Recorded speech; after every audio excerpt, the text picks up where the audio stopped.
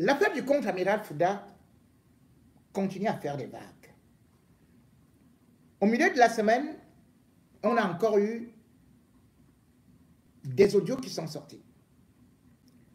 Des audios mettant en exergue des conversations entre le contre-amiral Fouda et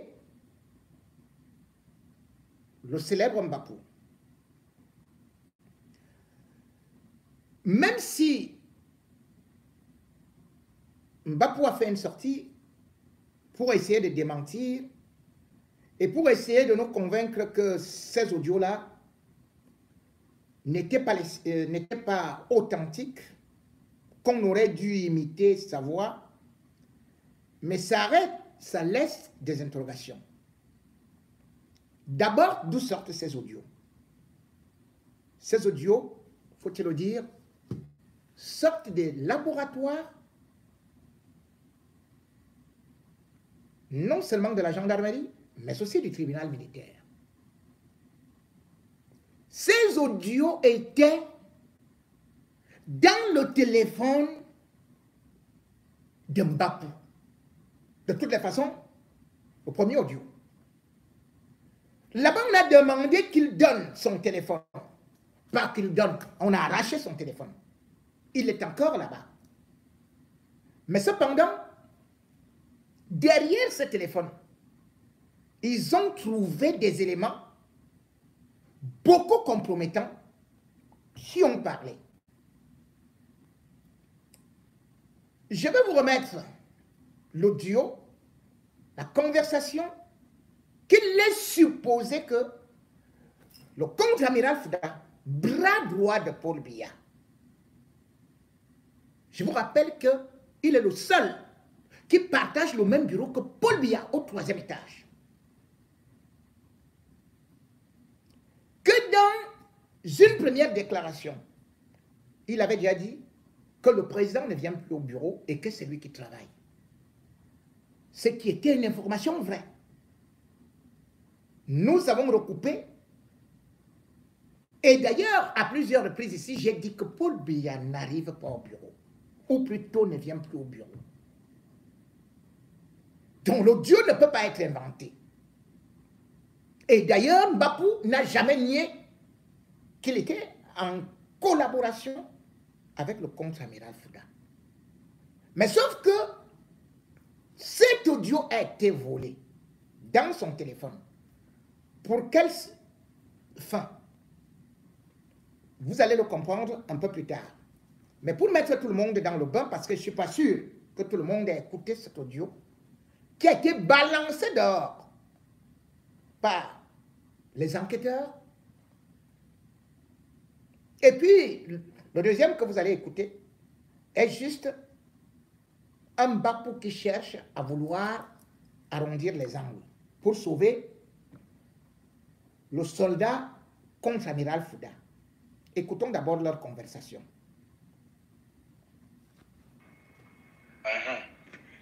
Qu'est-ce qu'il y a? Tu voulais me dire quoi? Je voulais vous parler avec mon âme, papa. Je voudrais vous dire quelque chose, mais c'est tellement délicat parce que, vous savez, moi, je suis dehors, papa. Je marche un peu partout, j'écoute tout le monde. Je ne dis pas que je suis mieux renseigné que vous, non, je ne peux pas penser ça. Mais je veux quand même vous dire que la situation, elle est très grave parce que il y a un traditionnaliste nigérien qu'on appelle Khalifa. Et c'est un ami du CDS. Et c'est quelqu'un qui consulte spirituellement les présidents nigérians, le nouveau et le président Étienne Tshisekedi. C'est lui, au moment où le colonel devait aller à la retraite, qui lui avait trouvé un contrat en RDC pour former la sécurité militaire là-bas, pour un contrat. Je vous avais parlé de ça. Et il avait dit au colonel, quand il regarde la situation au Cameroun, il lui a dit que l'homme de la maison là, le Mineta, avait barricadé le chef mystiquement. et que le bic était entre ses mains et que le chef était là comme ça, comme quelqu'un qui figure. Et quand le colonel m'a dit ça, il m'a dit que tu vois, parfait, face à une telle situation, comment est-ce que je peux faire pour dire ça à X ou à Y? Je ne peux pas. Et ça sera comme si j'invente quelque chose. Bien, c'est des sujets qui sont très sensibles.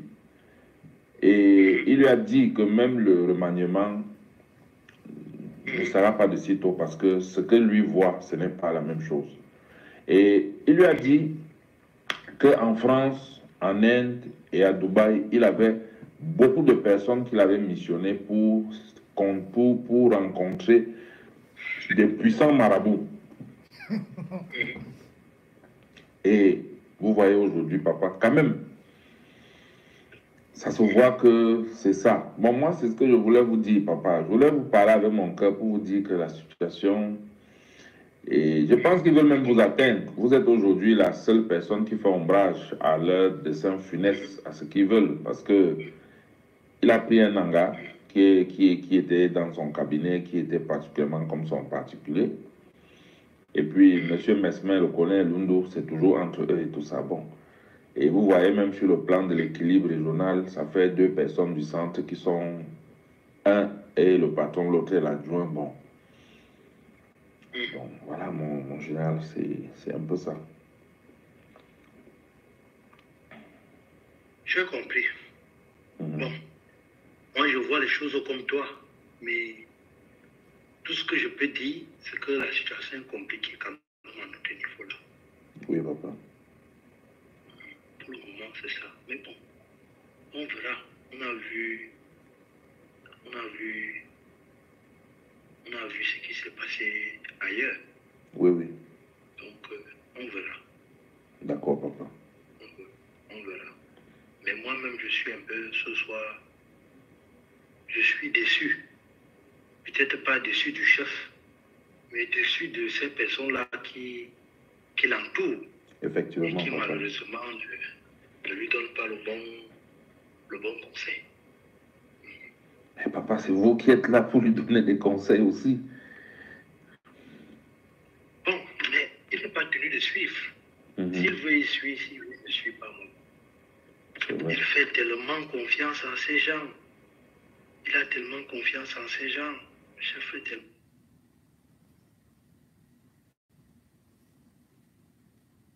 Contre-amiral Fouda, avec une phrase qui laisse réfléchir. Ce qui s'est passé à l'extérieur. Cet audio est donc balancé à l'extérieur, justement, pour montrer que le contre-amiral Fouda envisage de faire un coup d'État. Puisque les autres ont pris de l'avance et sont allés chez les marabouts selon son conseiller, Parfait Mbapou, et le conseiller numéro 1 de Paul Biya dit qu'il est déçu. Peut-être pas de son patron, mais de son entourage. Mais cependant, lui-même aussi se dit que son patron ne l'écoute plus. Il a confiance aux autres. Et cet audio crée donc une confusion et des interrogations. Immédiatement après sa diffusion, Hervé Parfait Mbapou a voulu se rattraper, expliquant qu'il n'a pas son téléphone, bref, validant que cet audio vient de son téléphone, même s'il dit que ça a été fabriqué. Mais surtout, a refait l'audio pour essayer de protéger le contre-amiral Fouda. Nous allons écouter les explications,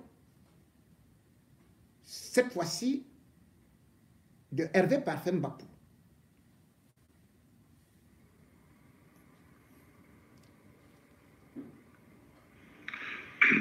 J'allais oublier, s'il te plaît, j'allais oublier, je m'excuse. Je viens d'être libéré, ça fait à peine 2 jours. Je suis tranquille dans mon coin. J'ai décidé de quitter les réseaux sociaux. Parce que c'est un milieu qui m'a apporté trop de problèmes. C'est vrai qu'à travers les réseaux sociaux, j'étais en contact avec le monde. Je recevais beaucoup d'informations, ça et là, que je transmettais. C'était bien pour le pays. Mais pour mon propre bien, j'ai décidé de quitter les réseaux sociaux. Je suis dans mon coin. Les gens ne savent même pas où je suis. Je veux avoir un calme. Je veux réfléchir sur ma vie. Ma réputation est ternie aujourd'hui. Mes enfants, même certainement, leurs amis. Il y a un de mes enfants, mon fils, il m'a dit aujourd'hui que ses amis disent que ton père est ceci, ton père est un bandit, il est Al Capone, il est tout ça. Avec tout le théâtre qui s'est passé dans mon arrestation, 75 gendarmes, plus de 70 gendarmes en tout cas, du GPIGN sont venus chez moi. Les gens d'autres qui étaient sur les immeubles comme des snipers et tout le reste. Des chiens abattus, les coups de feu partout. Parce qu'il fallait venir m'arrêter, il fallait venir m'humilier au quartier, il fallait venir m'arrêter comme si j'étais Pablo Escobar, comme si je vendais de la drogue et tout le reste. Ma femme a été en fuite pendant longtemps. Mon petit frère est toujours en fuite aujourd'hui. Donc, moi, je ne veux pas les problèmes. J'ai discuté avec des aînés qui m'ont dit, reste calme dans ton coin, ne parle plus, ne dis rien. Je suis dans mon coin, je ne dis rien. On vient faire un truc où c'est un deepfake ou je ne sais pas trop quoi. Quel instrument on a utilisé pour monter ce genre de choses. On vient coller ça sur moi maintenant. Et après, je dois rester tranquille. Je dois rester tranquille pourquoi? Je dois bien me défendre. Si je retourne encore sur les réseaux sociaux, là, ça va devenir, oh, il n'écoute pas, il n'obéit pas. Les gens n'écoutent, ne se mettent jamais à ma place. Mais les gens voient seulement les conséquences. Ils voient seulement les conséquences, ils disent, oh, cet enfant, on ne sait pas. Moi, je cherche des problèmes à personne, je suis très respectueux. Mais quand quelqu'un me cherche, il me trouve. Parce que moi, je connais les qui ont fait les gosses là, en haut là-bas au palais. Les gens bien passés, je les connais. Je veux qu'on me laisse tranquille. Qu'on ne m'utilise pas. Je suis très en colère contre le contre-amiral Joseph Fouda. Et je continue de dire le contre-amiral Joseph Fouda a été comme un père pour moi. Ah, donc il confirme. Et je suis très en colère contre lui parce qu'il m'a fait beaucoup de mal. Mais à aller mentir sur lui, qu'il veut faire, parce que ce voice, quand on écoute ça, je suis très intelligent. On n'a pas besoin d'être con. Maintenant, on veut montrer que le contre-amiral Fouda, associé à certains officiers, en passant par moi, sont en train de préparer quelque chose. Ça, c'est quoi ça? Ça, c'est criminel. C'est même pour m'incriminer personnellement. Les gens ont pris mes téléphones. Quel était l'objectif de prendre mes téléphones? Et quel était l'objectif de durer avec mes téléphones? Ils exploitaient mes téléphones pour chercher quoi? Le crime, on me faisait le reproche de quoi? Au juste. D'avoir fait le terrorisme. On est quitté de garde à vue judiciaire à garde à vue administrative. J'ai fait 68 jours, pratiquement 70 jours au groupement. Dans mon état, on arrête des gens, on n'a rien contre eux, on commence à fouiller dans les téléphones. On a mélangé tout le monde. Ngoba Olive, je ne la connais pas. Bijima Sey, je ne le connais pas. Taille Janvier, de la DGR, je ne le connais pas. Marion Nyando, la cousine de la première dame qu'on a arrêtée là, je ne la connais pas. Parce qu'il fallait montrer aux gens que non, fabriquer un truc que nous sommes des bandits, nous sommes une association de bandits et tout le reste et tout. Et je ne suis pas sain. Je ne peux pas dire ça. Personne n'est sain d'ailleurs. J'ai peut-être des petites choses que je fais comme tout jeune et tout, des petites choses et tout, je ne sais pas trop, comme beaucoup de personnes le font. Mais qu'on ne m'attribue pas les choses que je n'ai pas fait, qu'on ne m'associe pas aux gens que je ne connais pas. Moi, je ne suis pas content. Sur les réseaux sociaux, je vois mon nom défiler partout. Oh, Samuel Eto'o, et toi, vous connaissez depuis 2018, machin. Mais c'est quelle connerie ça? L'activiste Paul Chouta, lui, il m'a... Attends un peu. Depuis que je suis en prison, Paul Chouta veut forcément faire les directs avec des accusations explosives contre Samuel Eto'o et il veut m'associer dedans. Je lui ai dit, ça aurait été un privilège pour moi de connaître Samuel Eto'o en 2018, que de l'avoir connu ici en 2004, le 16 avril. C'est le 16 avril que j'ai rencontré le président Samuel Eto'o pour la toute première fois de ma vie. Et ce n'était pas une rencontre de fanatisme ou bien quelqu'un qui veut le voir pour venir lui demander de l'argent. Samuel Eto'o est une personnalité. Je l'ai rencontré parce que notre personnalité m'a demandé de le rencontrer. Est-ce qu'on est là maintenant pour creuser même les relations des gens? On veut chercher à savoir tel est l'ami de tel, pourquoi il cause ou quoi et tout et tout. C'est quoi ça finalement? Hein? Il m'appelle, il attaque tout le monde. Samuel Eto'o, le colonel Bankia faisait ci, Oswald Babou qui est monté, descendu et tout, et tout, et tout, et tout, et tout, et tout. Et il faut toujours qu'on m'associe à ça. C'est-à-dire que des gens ont estimé que Mbapou, on va le placer au centre de tous les scandales maintenant. Parce que tout le monde sait que je suis colérique. Et quand je vais me mettre à parler, quand je vais déverser ma colère contre quelqu'un, on va dire non, il parle très mal aux gens.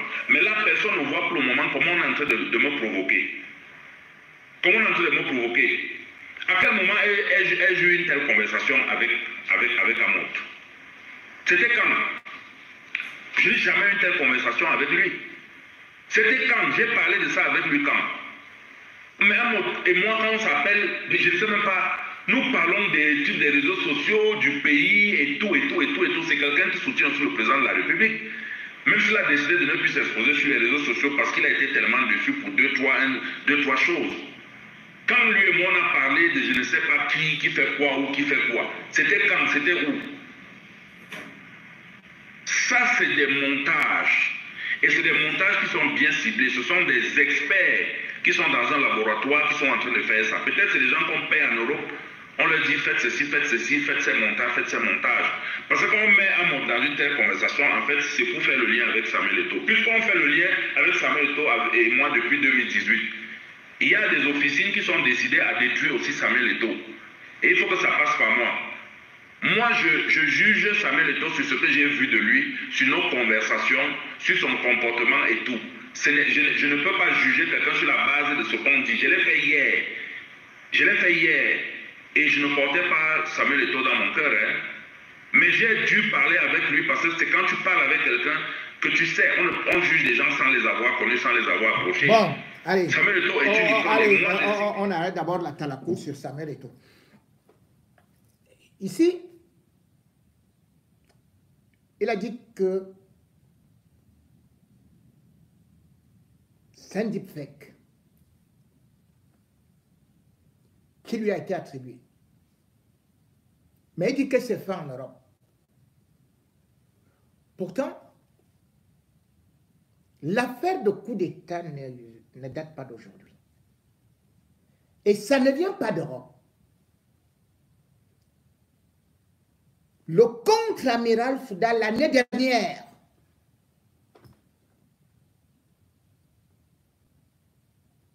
avec le général Bété Amougou. Le général Amougou Bété est le chef d'état-major particulier des chefs de l'État. C'est-à-dire que c'est lui le vrai ministre de la Défense. Quand on nomme, ça revient, c'est-à-dire que le ministre délégué de la Défense propose, mais ça passe par le général Amougou Bété. C'est le général Amougou Bété qui place finalement Kiev.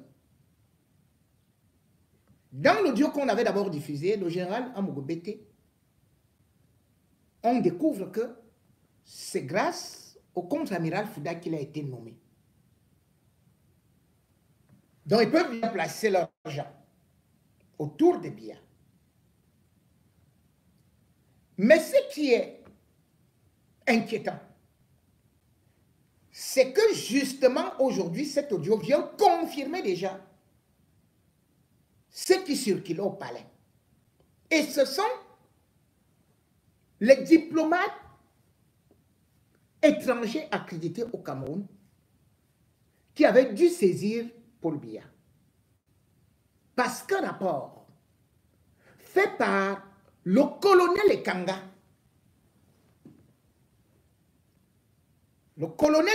qui est au palais, et qui travaille avec le général Amougou Bété. Parce que les colonels avaient décidé de prendre aussi leur place et être devant.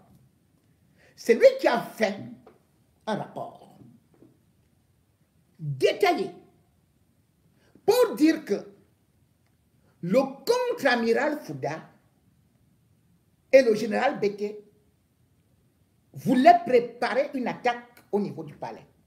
Je rappelle que Fouda est de l'armée marine.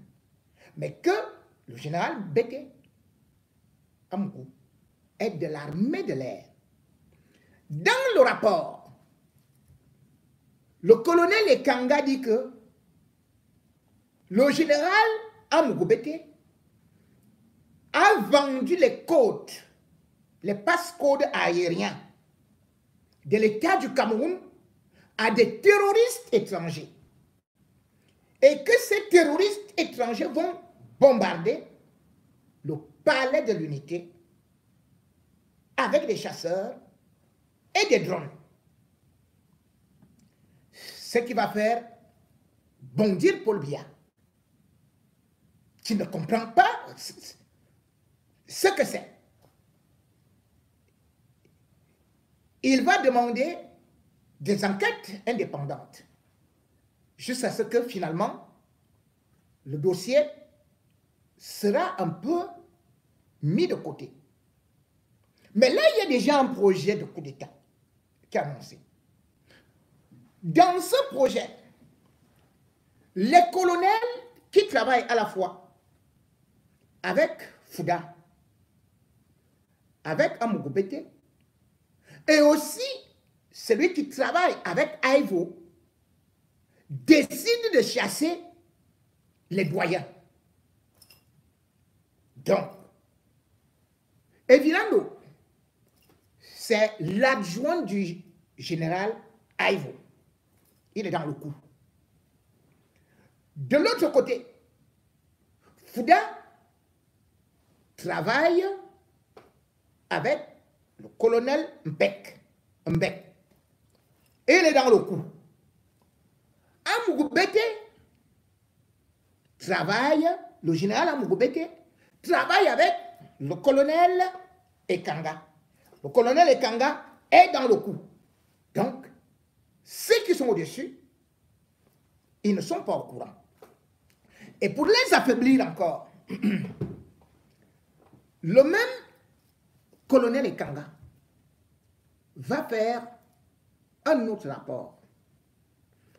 Il va voir Mbek, qui travaille avec Fouda, et va lui révéler que il y a un capitaine qu'on appelle Efoudou Kenneth. Que Efoudou Kenneth est parti au groupement de gendarmerie pour libérer le Féman, pas de diamant. Mais il a utilisé le nom du contre-amiral Fouda. Donc, le même colonel Ekanga qui a fait le rapport sur le coup d'État que préparait le général Amougou Bété, c'est-à-dire que qui est là au palais, c'est-à-dire que chef d'état-major particulier de Paul Biya et Fouda, c'est le même colonel qui va dire que maintenant il y a un danger parce que quelqu'un se balade avec le nom de Fouda, qui est le capitaine Efoudou.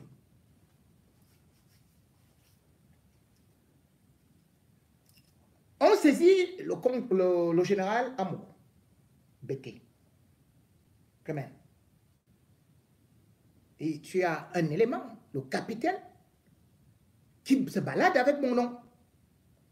Donc Fouda saisit le général Amougou Bété.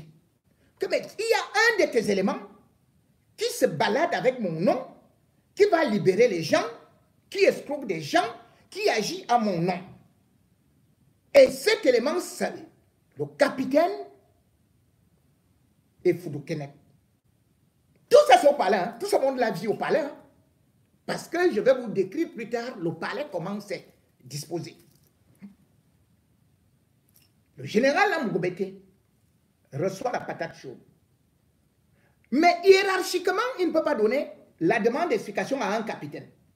Donc finalement, il renvoie ça à qui? Au colonel Ekanga. Il dit au colonel Ekanga, c'est toi qui lui fais une demande d'explication. Pour qu'on sache. Le colonel Ekanga ne crie pas, ne fait pas la demande d'explication. Mais il ne vient tout simplement annoncer au général Amgobete que comme tu vois là, général, tu sais qu'il y a les gens qui sont en train de préparer du mal. Les jeunes là, je crois que c'est eux qui vont faire le coup d'état avant même que... Il est dangereux, il faut le punir. C'est donc là où le général Amgobete, qu'il ne sait pas que le colonel Ekanga est en train de vouloir lui-même récupérer le palais, va donc dire à Ekanga, fais-lui la note de reversement. On a chassé. On a donc chassé le capitaine Effoudou, Kenneth, du palais comme un animal, même là où il dormait. Paul Biya, lui, il a reçu le courrier, voilà le rapport et tout et tout. Allez, virez du palais. On a arraché le badge. On a mis ses effets dehors. Or, le capitaine Effoudou, non seulement il était malade. Pourquoi? Parce qu'il avait reçu une balle dans des terrains d'opération. Donc il marchait avec les béquilles, avec une béquille. Il venait d'introduire une demande pour l'évacuation en France. L'évacuation n'a pas été accordée. On a demandé qu'il aille loin au septentrion. Il court, il va voir Bankui. Comment je vais faire pour aller dans mon état si au septentrion? Je ne peux pas suivre le traitement. Bankui, qui est dans l'autre camp, lui dit, bon, de toutes les façons, tu vas juste faire une prise de service et tu reviens, tu n'entres pas en service là-bas. Le capitaine Effoudou est donc revenu. Mais il est à Yaoundé. Il ne marche presque plus.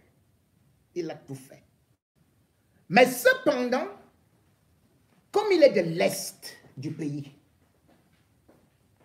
après avoir découvert ce qui s'est passé, que c'est Ekanga qui a fait qu'il parte, il a donc tout fait pour faire aussi un autre rapport à Amgobete, pour lui dire, ces gens-là, le colonel Ekanga est très dangereux, c'est lui qui va te tuer, pour prendre le pouvoir. Il va donc démontrer par A plus B que justement, à l'Est, le colonel Ekanga, vous vous rendez compte, hein, ce n'est plus avec les armes, hein, c'est maintenant avec les marabouts. Vous avez entendu comment est-ce que Mbapou parlait des marabouts? Que le plus proche collaborateur du général Amgobete au palais, qui dormait seulement nu chez les marabouts, qu'il s'asseyait dans des grandes marmites d'écorce, qu'il mangeait les coqs, les bâchets et tout, qu'il déchirait les chiens, qu'il faisait ceci pour prendre le pouvoir et pour que le général Amgobete soit diminué physiquement. Lorsqu'il a donc reçu tout cela, qu'est-ce qu'il a fait? Lui aussi a saisi Biya. Et c'est là où ça devient compliqué. Parce que Biya se trouve à Genève. On lui dit, il y a un élément très dangereux qui est ici. C'est Ekanga. C'est Ekanga.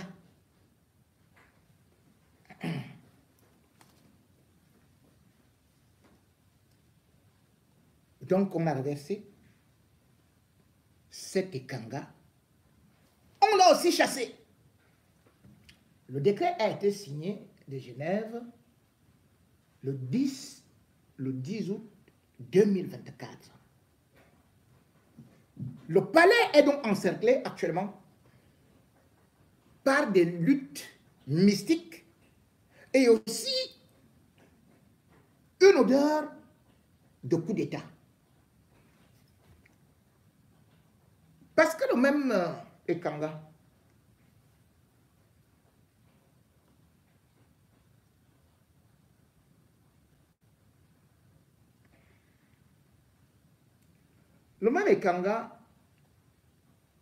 qui s'opposait au colonel, enfin, qui disait des choses et tout et tout.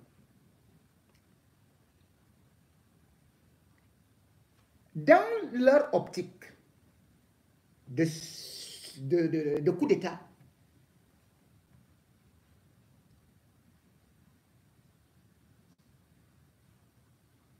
ils se font des coups bas pour que un clan gagne absolument et récupère le pouvoir auprès des Biya. Alors il y a un événement qu'il faut mettre en considération. C'est que parmi ces trois colonels-là, comme je vous ai dit, colonel Evilando, colonel Ekanga et colonel Mbek, Fouda a su que le colonel Mbek voulait récupérer aussi sa place. Le contre-amiral a donc fait qu'on chasse, il a chassé le colonel Mbek du palais. Très grave. Il l'a reversé. Il voulait même l'envoyer en brousse. Mais les gars du Bir, qui ne sont pas d'accord avec ce qui se passe là-bas, parce que les gars du Bir, c'est les gars de Ngongo. Donc ils se sont dit, on prend un allié. Donc Mbek, qui travaillait avec Fouda, est devenu l'allié du Bir de Ngongo. Mbek, au lieu d'être reversé d'aller en brousse, le Bir l'a récupéré. Et le Bir l'a donc mis dans un programme qui est au quartier général, qu'on appelle Helios, qui s'occupe des communications. Mais arrivé là-bas, d'autres rapports ont dit que quand Mbek allait là-bas, au Bir, il allait avec beaucoup d'éléments, beaucoup de matériel, dont les bombes qui ont été cachées. Parce que quand on dit que c'est les bombes qu'on devait utiliser au palais, on dit donc que Mbek est sorti avec ses bombes, est parti se réfugier avec ça au niveau du quartier général du Bir. Le quartier général du Bir, c'est à Bastos. Quand maintenant les informations remontent, on veut savoir où se trouve le matériel que le colonel Mbek a eu à sortir. C'est là où vous avez eu ce que vous avez entendu, à savoir l'incendie d'une boîte de nuit à Bastos, le Livs. Là, nous sommes en pleine calme. Et c'est le 23 janvier 2022. Le Livs prend feu. Et vous allez vous dire, le Livs est situé où? À Bastos. Et dans le Livs, cette boîte de nuit-là, il y a eu 3 explosions. Les membres du gouvernement courent là-bas. À Tenganji est là. Quoi? Même René Sadi était là-bas. Même Gongo était là-bas. Depuis quand le secrétaire général de la présidence vient, presque tout le gouvernement était là-bas. Qu'est-ce qu'il venait faire là-bas ce jour-là? Je vous rappelle qu'il y a eu 18 morts et plusieurs blessés. Et immédiatement, on a sorti un communiqué que non, ce n'est pas un attentat, c'est vraiment un accident, tantôt qu'on fêtait l'anniversaire et que vraiment c'est les chandelles qui sont parties. Après, ce n'est plus ça, c'était que c'est la cuisine. Après, c'était que une bouteille de gaz, or il n'y avait pas de bouteille de gaz et qui aurait explosé. Parce qu'il y a eu 3 explosions. Et j'avais fait un direct pour dire que, mais c'est des explosions de bombes. Mais ils ont effacé, ils ont calmé ça vite fait. Ils ont envoyé des communiqués dans la presse internationale que non, ce n'est pas un attentat, ce n'est pas un incendie criminel. Mais comment on pouvait imaginer que le champagne peut créer les incendies et que de surcroît, il y ait 3 explosions? Déjà, ils avaient donné un faux chiffre concernant le nombre de victimes de cette affaire. Ils n'ont jamais mené une enquête. C'est oui, où sont les résultats? Parce que c'était ces bombes du coup d'État. qui étaient là-bas.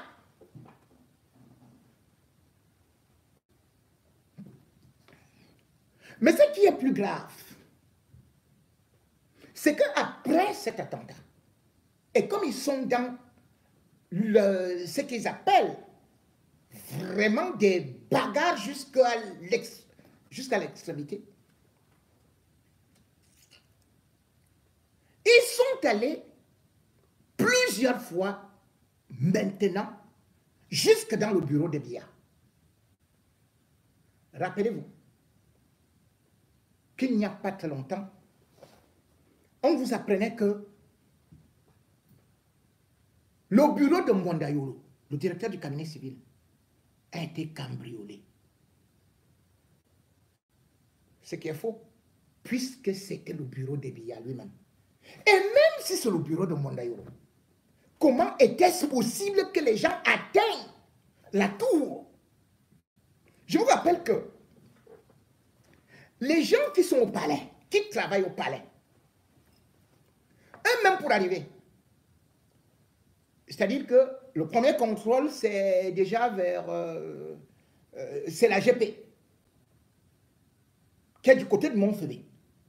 Vous traversez là, vous faites à peu près 2 km avant de tomber sur la DSP. Quand vous arrivez, vous avez un badge. Ce badge, je prends à peu près ça. Voici le badge. Le badge est comme ça. La photo est là. Et il y a de l'insigne de la DSP ici. Et là, il y a une puce électronique.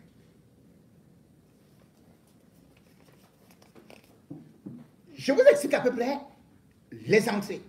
C'est-à-dire que si vous êtes des hauts cadres, les gens nommés par décret, c'est vous seuls qui pouvez entrer là-bas avec votre véhicule. Parce que il y a les premiers véhicules qui sont garés à l'extérieur. Donc, partie est. Et maintenant, à l'intérieur, si vous voulez aller dans vos services, parce que le palais, c'est trop grand. Et il y a d'autres bus. Donc, il y a à la fois les bus coaster à l'extérieur et les IAS à l'intérieur qui vous prennent. Mais pour vous prendre, cela veut dire que vous traversez d'abord ceci. Et vous arrivez avec votre badge que vous présentez sur une machine qui reconnaît votre visage. Et ce visage, bien évidemment, réapparaît si c'est effectivement vous. Mais ça ne s'arrête pas là. Vous devez mettre le doigt, c'est-à-dire l'empreinte. C'est l'empreinte qui fait que vous entriez. Si vous avez, donc il y a chaque badge a un numéro. Les badges sont gérés uniquement par la DSP, la Direction de la Sécurité Présidentielle. Et ces badges n'ont pas accès à la tour. La tour, c'est là où se trouvent les bureaux de Paul Biya. Il faut d'autres badges particuliers. Pour entrer avec le véhicule, si vous êtes un haut cadre, ou bien ce qu'on appelle les invités VIP, après le premier contrôle, on vous prend votre carte grise. Et on vient avec des détecteurs. Les détecteurs pour voir, on ouvre toutes les portières. On met l'appareil jusqu'en bas. On ouvre jusqu'au capot pour voir s'il y a une bombe, s'il y a quelque chose. Vous ne pouvez pas entrer au palais d'étudier. Même avec les guides, ils vont tout voir. J'ai dit, c'est des contrôles qui partent de loin. Et c'est quand vous êtes à l'intérieur que vous suivez donc des directions, des traces et tout et tout. Mais au palais, c'est-à-dire que la tour, parce qu'il y a plusieurs services, là où Paul Biya travaille, qui est là-bas? Bien évidemment, Mwanda Yolo est là. Bien évidemment, au troisième, c'est là où il y a le contre-amiral Fouda. Le contre-amiral Fouda, c'est lui qui travaille avec Paul Biya. Donc, même si vous avez l'autre badge, vous ne pouvez pas venir dans les ascenseurs. Donc, personne ne peut aller voler dans le bureau, soit de Mbondayolo, soit de Paul Biya. Personne venant de l'extérieur. Personne. C'est impossible. Absolument impossible. Bien plus la nuit. Parce que les badges sont directement désactivés à 20 h. C'est-à-dire que même si vous avez le badge de la présidence, à 20 h, c'est désactivé. Or, il faut un autre badge particulier, c'est-à-dire que pour aller à la tour, parce que les badges des autres personnels, là, ça ne fonctionne pas à la tour, là, on travaille pour le bien. C'est comme ça qu'on appelle la tour. Dites-moi, qui est parti entrer dans le bureau de Paul Biya? Et on vous dit qu'on n'a pas volé de l'argent. Qu'est-ce qu'on cherchait? Qu'est-ce qu'on cherchait là-bas? Je vous rappelle que Fouda est celui qui détient les cachets de Paul Biya. Lui seul. Ce n'est pas parce que vous entendez secrétariat général, la présidence là et tout, que c'est Ngongo. Non, non, c'est Fouda, le contre-amiral, qui détient les cachets. Pour être nommé ministre, c'est Fouda qui met les cachets. Certains ministres ont été nommés. Et aujourd'hui, on dit que ces ministres-là, eux-mêmes, Paul Biya, certains ne les connaissent, ils ne connaissent pas certains ministres. Fouda a-t-il donc falsifié des signatures? Et c'est là où ça devient dangereux, quand on le parle de coup d'État, parce que c'est Fouda qui est à côté de Paul Biya. Qu'est-ce qui s'est donc passé? Le problème, c'est que ce n'est pas la première fois qu'on parle de Fouda. Mais Paul Biya, lui, a souvent fait confiance. Parce que, rappelez-vous, en 2008, et plus exactement le 18 septembre, un scandale éclate. Alors que Paul Biya devait aller aux Nations Unies, comme d'habitude, il quitte le Cameroun, bam, ils vont à l'hôtel intercontinental. Et on apprend que la mallette de Paul Biya a été volée.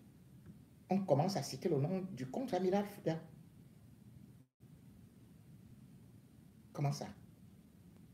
Mais sauf que, quelques temps après, donc plus exactement 48 heures, on apprend plutôt que c'est un certain Luc Eman, le neveu du général Assoeman, qui portait souvent, dit-on, enfin, qui était l'un des bras droits, qui était le bras droit de Biya. Enfin, on l'appelait le commissionnaire, l'enfant de course, l'homme de course de Paul Biya. Que c'est lui qui a tenté de voler cette mallette de milliards ou d'argent ou de je ne sais quoi. La version qui nous a été donnée, c'est que c'est les forces spéciales suisses qui avaient remarqué le mouvement d'une voiture en bas de l'hôtel intercontinental. Et du coup, ils ont déduit que c'était suspect. Et comme c'était suspect, curieusement, ils sont montés seulement dans la chambre de Luc Eman. Pour aller l'arrêter.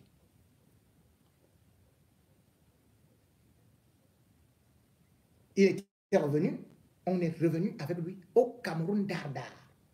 Que c'est lui qui a été retrouvé, personne n'était là, c'est ce qu'on nous a raconté, avec la mallette de Paul Biya, le 18 septembre 2008. Nous sommes toujours en septembre.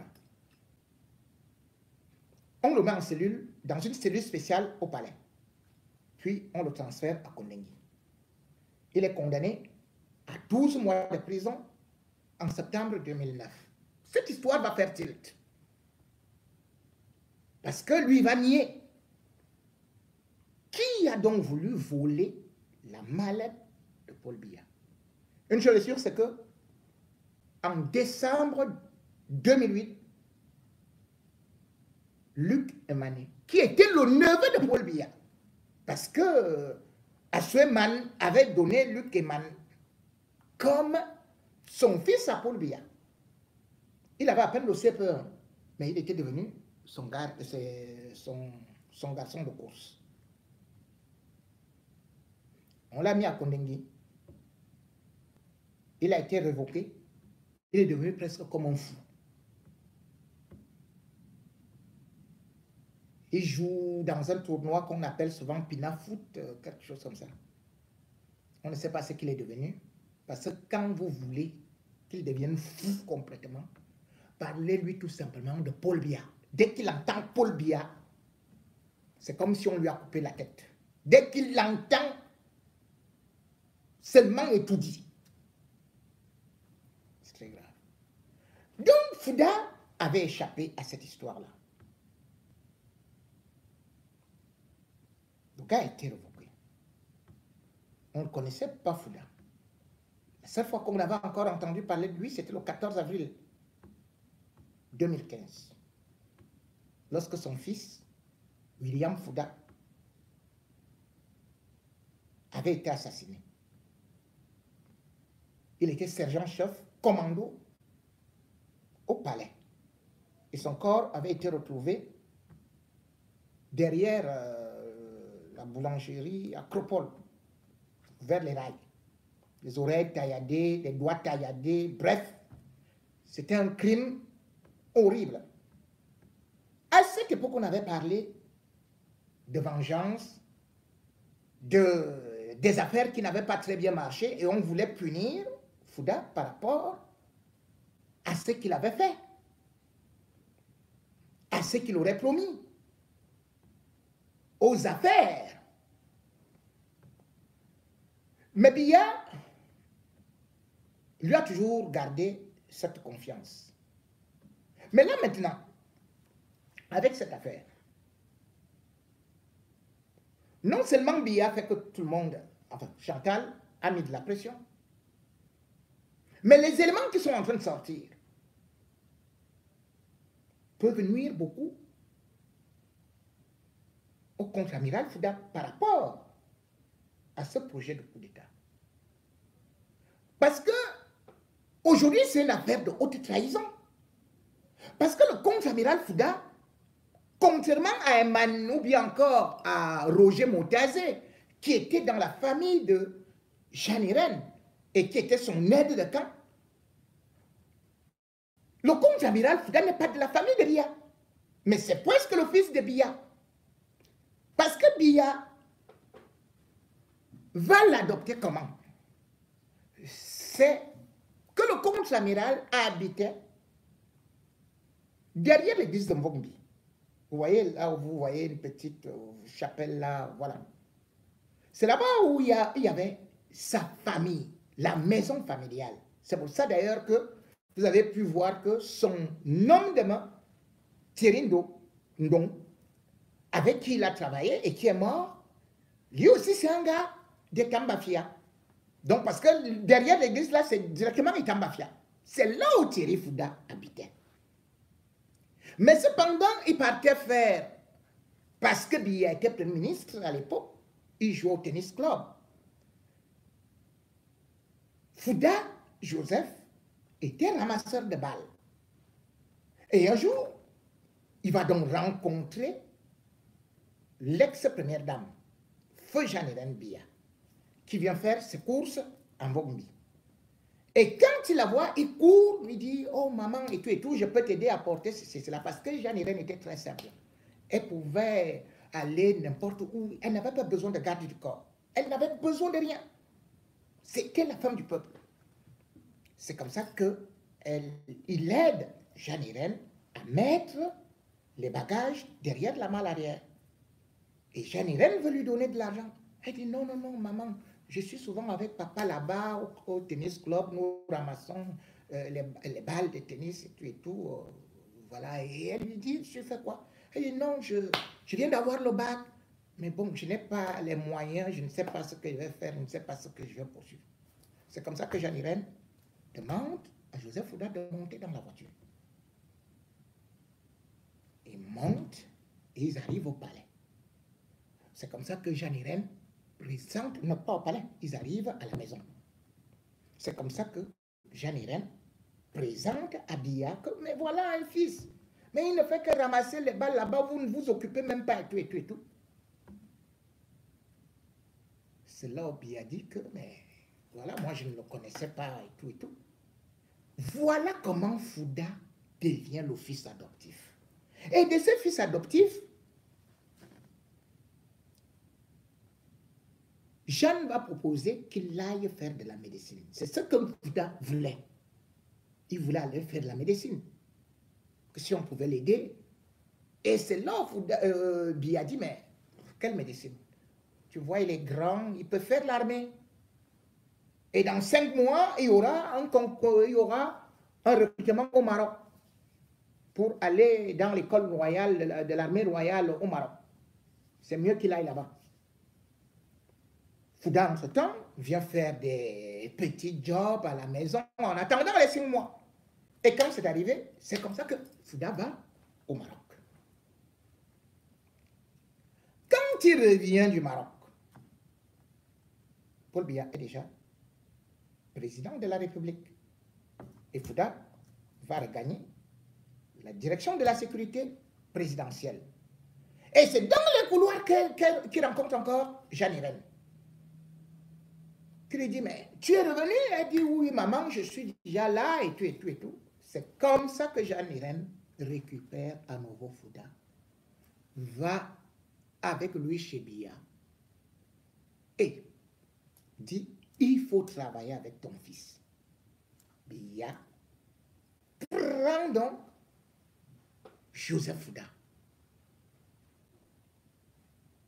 Il faut savoir qu'en ce temps, Biya avait quand même un garde du corps, enfin un aide de camp, qui était Roger Motazé, qui va mourir dans un accident.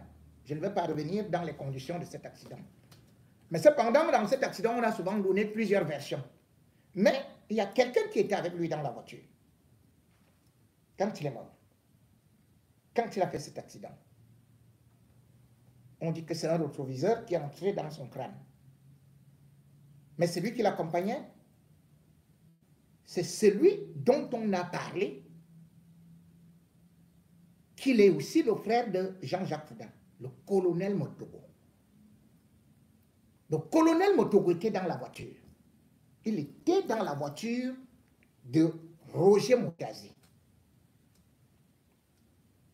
C'est ce colonel Motogo que d'abord on a voulu dire qu'il était en fuite.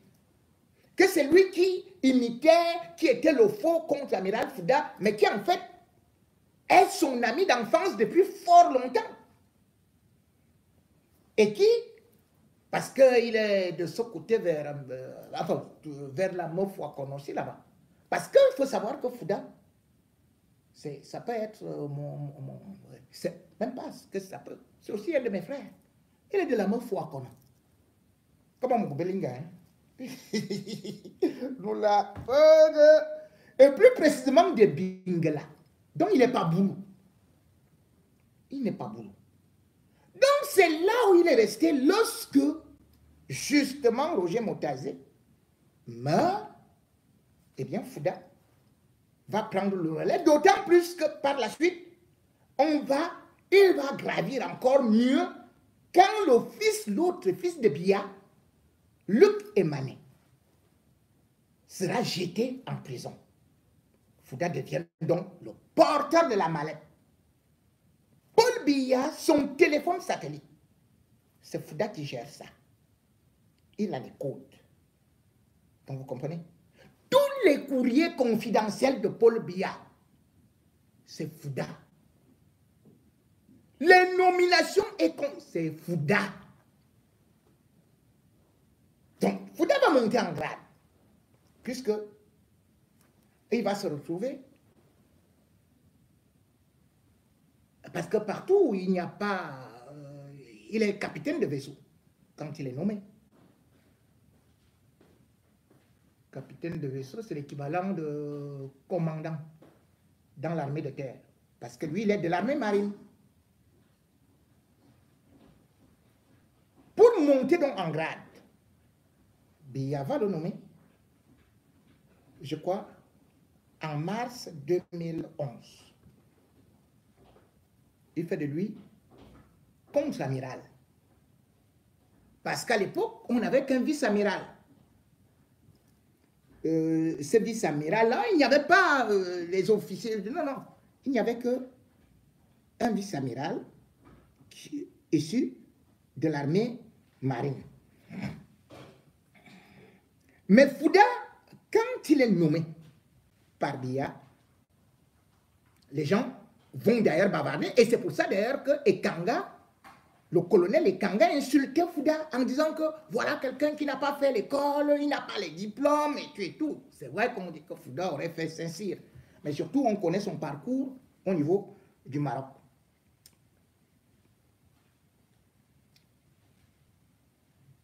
Après sa nomination, Fouda est propulsé en décembre conseiller de Paul Biya. Les autres deviennent donc jaloux. Les hauts cadres de l'armée deviennent jaloux que c'est Fouda qui n'est pas de leur milieu, qui n'est pas ceci.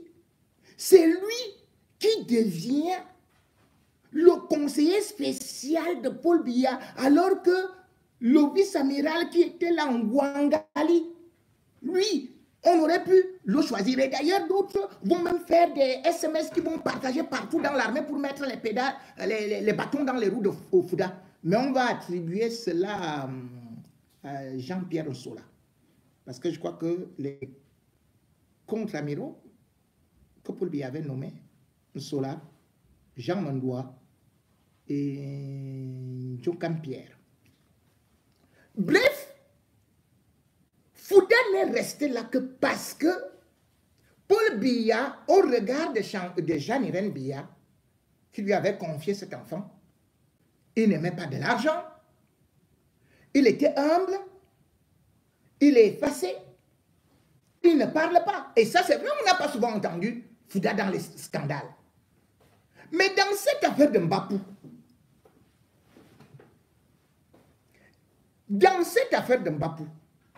quand Fouda porte plainte, c'est là où Ngongo décide donc que là, on va le mêler lui-même.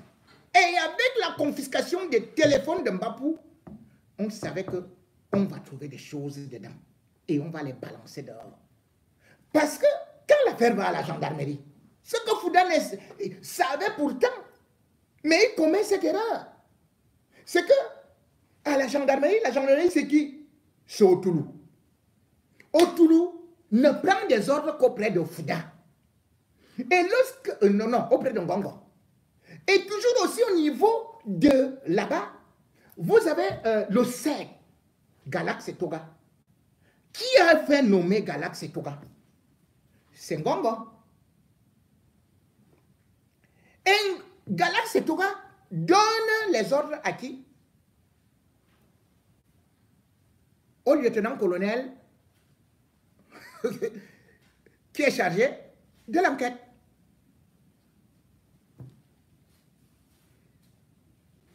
Voilà donc comment l'affaire tourne Kazakh. Ngongo dit donc maintenant, attends que, hey, si Fouda t'appelle, tu ne prends plus les numéros masqués. Tu prends seulement les numéros qui sont ceci, qui sont cela. On entre dans les téléphones de Mbapou. On implique donc directement aussi Fouda. Qui faut-il le dire? Peut-être n'est pas ça. Et ces éléments deviennent donc très compromettants. Et résultat, qu'est-ce qui se passe? Paul Biya a plutôt confié maintenant presque une autre enquête auprès du commandant de la garde présidentielle. C'est-à-dire, Bokwa Bondo. Ce qui veut dire qu'il a perdu la confiance de Fouda. Et au niveau de la cellule, on est parti chercher un lieutenant qui ne doit pas rendre compte au colonel Émile Bankui, qui a été cité dans l'affaire, mais plutôt directement à la présidence de la République. Entre-temps, même si il faut que Biya voyage, il y a un autre problème. Il faut d'abord faire l'enquête sur les codes aériens. Donc, il se rappelle que on m'avait dit que le général Amgopete avait vendu les codes aériens aux terroristes. Si maintenant cette histoire-ci, que je voudrais voir où est ma sécurité, je suis à quel niveau, si jamais je pars comme ça, il faut que j'ai toutes les sécurités. Ça, c'est une hypothèse. Mais une chose est sûre, c'est que Biya aujourd'hui, c'est que il est dans les mains des gens qui sont prêts à se déchirer pour le manger. Donc lui-même n'est plus en sécurité. Face donc à ça, à cette situation, lorsqu'un chef d'État est déjà en totale insécurité, vous croyez qu'il peut faire confiance à qui actuellement là? Vous avez de l'autre côté un type qu'on appelle Ngongo, Karobi. Vous savez quel est son nom de code? Serra Golf. Les gens qui sont avec Paul Biya, Serra Golf, c'est le nom de code de Ngongo. Le nom de code des Toba, c'est 200. Le nom de code de Baboke, c'est 800. Et le seul qui ignorait tous les noms de code là, c'est Paul Biya.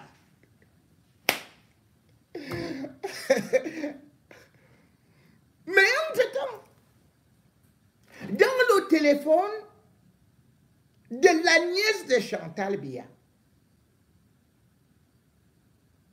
Marion, on est donc aussi parti découvrir d'autres choses qui sont beaucoup plus graves. Mais ce qui est extraordinaire, c'est que dans cette lutte de pouvoir, même dans les camps qui étaient soudés, ils se sont déjà... Chacun aujourd'hui cherche à sauver sa peau. Vous avez pu constater que la boîte de nuit qui appartient à Ngongo, parce que le Lèvres, ça appartenait, la boîte qui a brûlé, ça appartenait à Ngongo et Chantal Biya.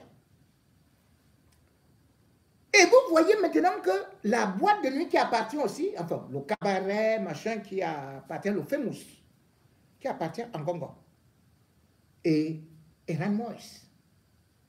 Il y a eu une descente de la police là-bas. La descente ne pouvait faire que avec l'accord de Mbargangele. Or, Mbargangele a utilisé Manaouda pour faire cette descente dans la boîte de Mbargangele. Et maintenant, qui vient faire la contre-attaque? C'est Atanganji, qui est avec Ngongo.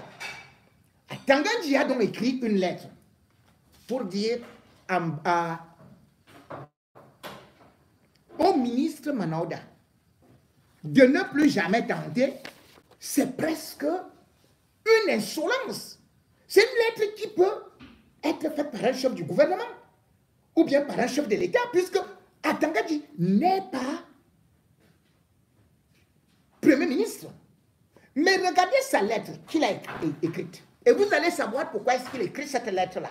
Parce que c'est aussi la guerre entre Ngongo et Manaouda. Et c'est Ngongo qui a fait que Manaouda vienne dans le gouvernement. Et pourquoi est-ce qu'il a fait qu'il vienne dans le gouvernement? C'était par les affaires de marche arrière. Voici d'abord la lettre. Yaoundé, 23 septembre 2024. Le ministre de l'administration territoriale à monsieur le ministre de la Santé publique. Objet: contrôle des débits de boissons, restaurants, casinos et lieux de loisirs par les agents du ministère de la Santé.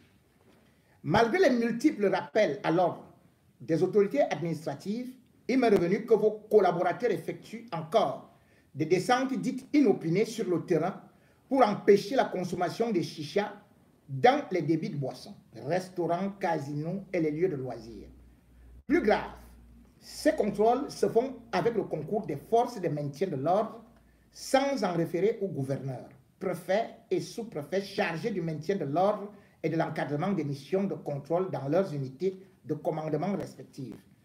Et il y a lieu de souligner que les forces de maintien de l'ordre sont mises pour emploi auprès des autorités administratives. Par conséquent, vos collaborateurs ne peuvent, pour quelque raison que ce soit, mobiliser ou solliciter l'appui des forces de maintien de l'ordre sans l'accord préalable des gouverneurs, préfets et sous-préfets.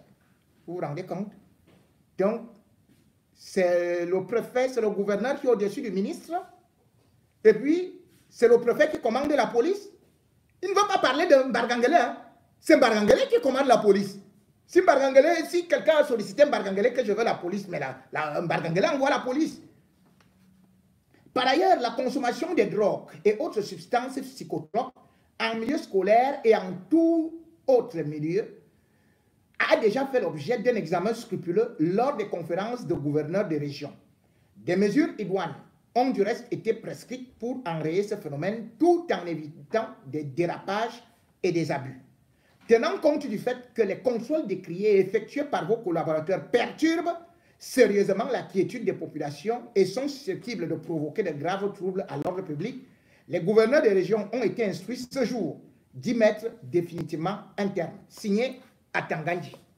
Vous voyez, cette guerre, c'est donc quoi, comme je vous ai dit?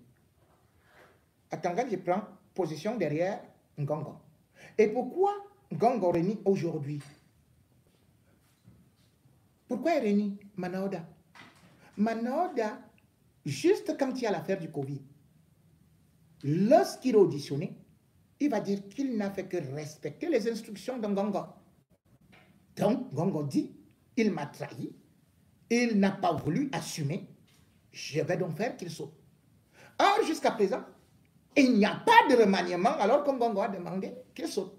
Parce que Ngongo ne le connaissait pas. Ngongo connaissait plutôt la femme de Manaoda. Il connaît la femme de Manaoda comment? Qui était la copine de Céline Ngongo. Et c'est là où Ngongo va attraper la femme de Manaoda. Et l'affaire va faire un peu scandale jusqu'à ce que, après les marches arrière et consorts, Manaoda lui-même va entrer dans le même club avec Ngongo. D'autres ministres sont impliqués, mais comme l'histoire sera beaucoup plus sucrée après, avec des noms incroyables et surtout les conséquences que ça entraîne pour le Cameroun, pour la républiquette des sans-caleçons, où des personnalités font des partouzes et surtout des chantages sexuels et qui utilisent le sexe comme une arme et utilisent aussi des femmes, utilisent des hommes d'armée pour faire un coup d'État et prendre le pouvoir au Cameroun. Voilà donc un pays qui aujourd'hui est gouverné par les bas de jupons et les bas de caleçon et les coups d'État qui viendront, ou le coup d'État qui viendra, va d'abord se reposer sur la braguette qui est en bas.